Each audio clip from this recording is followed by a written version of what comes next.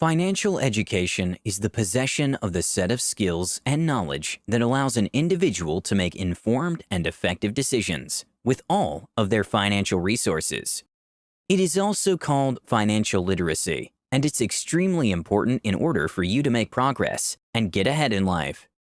If you are looking for improvement in your personal and financial life, you might be looking for financial freedom and financial independence. It means that you want to reach a point in your life where you no longer have to depend on family, a job, or a company that you don't like for money. But there is another concept that I'd like you to understand. It is financial confidence. It is different from financial freedom. This is because freedom is based on the amount of money that you have available, while financial confidence is based on your confidence and acumen to generate money. Now, here's the thing. Most people think that there is a money scarcity. They think that there is no money and making more money is impossible. But this is deeply untrue. The truth is, the world is littered with money, but only those with the skills and knowledge can acquire it. Money is like a game, and it has a bunch of rules that you just have to follow. Play according to the rules, and you will become the master of your financial life, guaranteed. In this video, I'm going to teach you the 4 most important rules of money, which are the basics of being financially free, financially confident, and financially literate. These simple rules that I will give you today will elevate your money game and take you to a whole other level you've never seen before, as long as you're hungry and dedicated. I'm going to give you all of this information for free. I don't sell books, webinars, or online courses. All the knowledge on this channel is free, so if you want to show your appreciation, click that like button and the subscribe button right now. It is actually very fascinating how all this information is becoming more and more available every day for very cheap or even for free. And everything is easily accessible with a couple of Google searches. So even if everything is at their fingertips, more than 90% of the population is still financially ignorant. Let me give you a quick example. Peter just got his monthly paycheck. After tax, he's left with $1,700. Instead of using this money to invest, save, or anything else that might be useful, he decides to waste it on a couple of barbecues with friends and many other useless liabilities. Are you a Peter? Because there are unfortunately a lot of financially ignorant people today. But the thing is, if they can change a few bad habits and develop a rich mindset, just about anyone can become rich. There are no rich people that are financially ignorant, except of course for those that got lucky. For example, stumbling upon a large inheritance or winning the lottery. However, statistics show that 70% of lottery winners end up bankrupt after just a few years of being extremely rich. Why is that? Again, it all comes down to how financially educated one is. If you have a lot of money, you will still make bad decisions and lose it all because you don't know what to do with it. So, if you want to become rich long-term, and not just for a couple of years, you have to get financially educated. Unfortunately, this kind of education is not taught in schools, so you need to do it by yourself. So, all the information is easily accessible, and this raises the question, why don't people learn more about finance? There are 2 main reasons why people don't get the financial education they need, despite it being extremely cheap, and in some cases, completely and totally free. Reason number 1, conventional wisdom. Here's the truth, financial education is not conventionally okay. Most people will give you a mindset of scarcity, and if your mindset is wrong, you will never attract money. For example, growing up, your parents might have been telling you, money doesn't grow on trees. And money is the root of all evil. These lies that people tell their kids are stopping people from taking the necessary steps to a better life financially.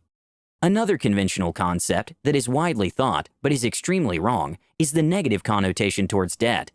Debt is not that bad if you know how to use it, but still, people demonize it because they don't have the appropriate education. So, you have to stop listening to those that aren't financially literate and financially confident. You should start listening to those that actually know how to generate money, because they are the ones that can give you tips on how to become financially educated. Just like in a sport, for example skiing, You don't want to learn how to ski from someone that has never skied before. You want to learn from somebody that already knows how to do it. Apply this to your financial education and you'll learn very fast. Reason number 2, comfort zone and self-esteem. In order to generate money, it's believed among the rich that you need to be confident and have decent self-esteem. Self-image is important, and you have to first of all believe that you truly deserve to be wealthier and happier. If you don't, you will never become rich. Think of it like a self-fulfilling prophecy. You have to see yourself rich first. This confident, charismatic, rich image you see yourself in your mind will give you the needed confidence to continually act out of your comfort zone, which is very important. A very successful person once said, "Most people are not successful because they are afraid of success." This is true. In order to become successful, you have to step out of your comfort zone and take risks. For example, if you want to start your first business, but you don't have any money, you might first of all have to take the risk of getting a loan from your bank and putting yourself in thousands of dollars in debt, which is out of a lot of people's comfort zone. Charisma and confidence are some of the key ingredients you need to become rich. If you don't have the confidence to take action, you'll never become rich. So, before actually getting into financial education, you have to first work on yourself and your mind when it comes to risk-taking and failure. Confidence will give you the strength and the courage to take risks and perform under pressure. So, now that you know all about why people don't get financially educated and the importance of it, let's get started with the 4 most important rules of being financially educated. Rule number 1. Don't invest in what you don't understand. Investing is very important, especially when you want to multiply your money. Here's the thing. You will never, ever get rich long-term by working for someone else. You have to start investing. There are many types of investments, such as stocks, bonds, real estate, and Forex, just to mention a few. But I want you to know the single most important investment, and that's in yourself. Invest in yourself. Before investing in anything else, you have to invest in the development of your money-making machine, your brain. Getting the knowledge necessary to operate a business, financial education included, is not optional. Your industry and your niche are going to eat you alive, unless you are always updated on what's going on. Stay up to date on all information that matters to you and to your success. Invest in your business. If you buy or create a business, you will probably at one point want to expand it. If you want to do so, you need to put some money into your business in order for it to grow. It's like a car. In order to make it run, you have to put gas in it. And a business is no different. In order to keep growing, it needs to be fed money. Investing in your business might be anything from marketing to research or developing a new product. Invest in real estate. Real estate investing, like other investments, are basically buy low and sell high. A simple concept with very complicated steps. Most real estate investors start with regular homes, then they move to commercial real estate, hotels, big commercial centers, offices, and more.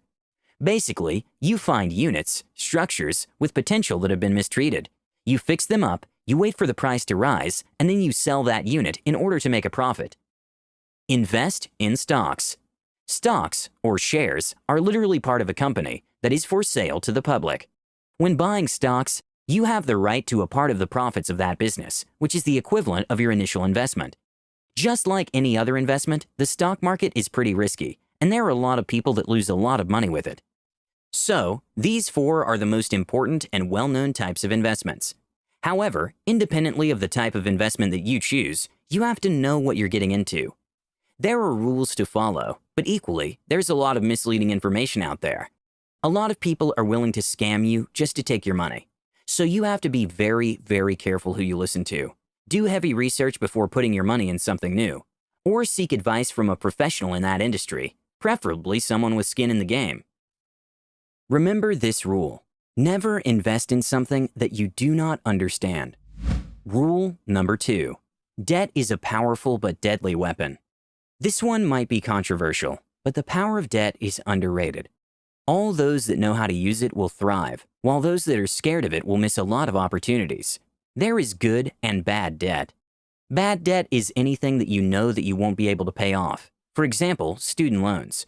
This is extremely painful, and it destroys the financial life of many people. We shouldn't ask 18-year-olds to make financial decisions of hundreds or thousands of dollars without considering the consequences. So be careful with that one, and only get in debt if you know what you're doing. On the other hand, good debt is the type of debt that you're absolutely sure you'll pay off, or you have a plan to pay it off, and it will also make you money. Getting in debt is a tool that you can use to get rich. For example, you might want to get a loan in order to start your business. If all goes as planned, you will pay off your debt and will be free to expand your business as long as you're always paying off your dues. Rule number 3. Think rich. Thinking rich is seeing yourself rich and acting rich. Essentially, you're playing the role of a rich person, and this might include living above your means. Living below your means is a defensive concept invented by financial gurus that to the most part is solid wisdom. I mean, we shouldn't live way beyond what we can afford, because that is how people end up in serious financial trouble. As long as you're disciplined and wise about what you're doing with your money, you have to also spend your money on things that give you confidence and make you feel good. Do you really think that depriving yourself of a couple of coffees at Starbucks will make you a millionaire? Instead of living below your means and saving a penny here and a penny there, start gaining new skills that will make you money in order to support your desired lifestyle. This single trick will have a huge impact on your mindset. You'll start seeing opportunities in places where you can make money. Rule number 4. Develop skills to acquire assets. Assets are things that put money in your pocket, while liabilities are things that take money out of your pocket. Your brain is your biggest asset, and you can develop it in order to be even more valuable. There are skills that are very demanded in the marketplace, and they all have 2 things in common. 1. They bring a lot of value to the market. 2. They make you a lot of money.